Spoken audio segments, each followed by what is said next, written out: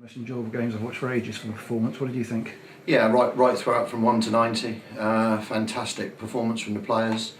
Energetic. I thought our passing movements were superb. And yes, from first to last, I just thought it was as good a performance as I've seen since I've been here. And the boost of an early goal tonight as well. Yeah, in the 4th minute always helps. I thought man of the match he was tonight, Max, and an overhead volley, which was a terrific strike. But really, we could have, our disappointment was that we should have been 2 or 3 up by half time. And in this league, with set piece quality and the amount of height that the opposition have got, we did feel that we were vulnerable to that type of goal against us. So we urged the team to, to go for the second goal and just to keep going. But a lot of fluidity in the movements up front tonight. Yeah, that's what we asked for. We worked on that, and there was a system again in play tonight. We had them watched, and we watched the videos, and we just felt that they were very big back four. But we felt if we could move them about, especially in front of them.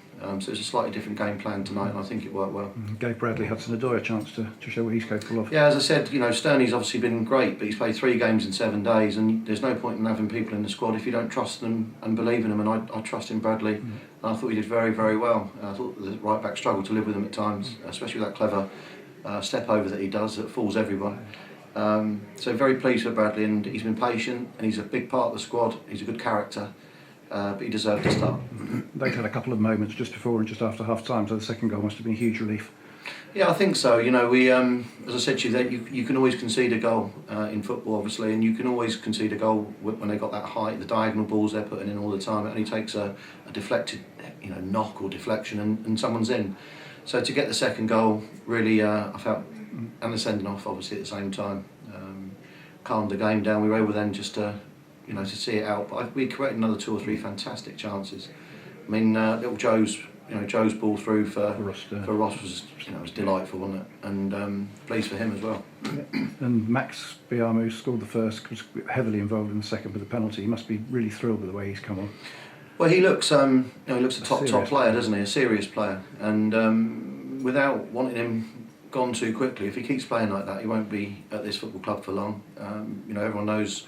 We hopefully produce good players, and he's another one that's going to be coming off the production line, because that was as good a performance out there as you'll see for a lone striker. Just not such good news seeing Dan Wishart limp off in the first half. What was the position? Yeah, to start the second half, he felt his hammy at half time, but felt okay. He thought it might be a twinge, but no, it was. He just said to me it's worth coming off now rather than it going any worse. So I think it's a long one, but it's certainly just a little concern. And forcing Rory Deacon into a position he may not be too familiar with. Well, funny enough, he is. I called him over and asked him, because I knew he'd played there for Stevenage at left back, and he also moaned that he'd played there for Crawley. So when I called him over and asked him if he could do a job, he was more than happy to do it for the team. And actually, I thought he did really well. And the other substitutions you mentioned, Joe Morrell, showed some lovely touches. He did, yeah. I mean, he's a player. People might take the view that he's not big enough and strong enough for this level, but he is. He's big enough in heart, he's strong enough, but his quality of his passing is something that we've seen in training. We saw at the Tonbridge game, and I've not hesitated to put him on against Lincoln or Torquay tonight, and he's going to be a good player. And very much sort of players left on the bench tonight, using the entire squad. Are you sort of selecting a team for particular matches? Yeah, I think so. I mean, there's a lot more, because we can watch the opposition ourselves as opposed to relying on Steve and Brian's reports. It does mean we can pick up things. There's a lot of work going into each game now.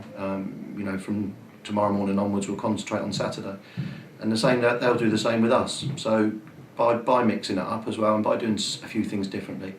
I mean, all of our corners tonight were short. It was done on purpose. We felt their height in their box, and we watched them head away every single corner they defended. So tonight we decided virtually everyone would go short, and I thought that worked as well.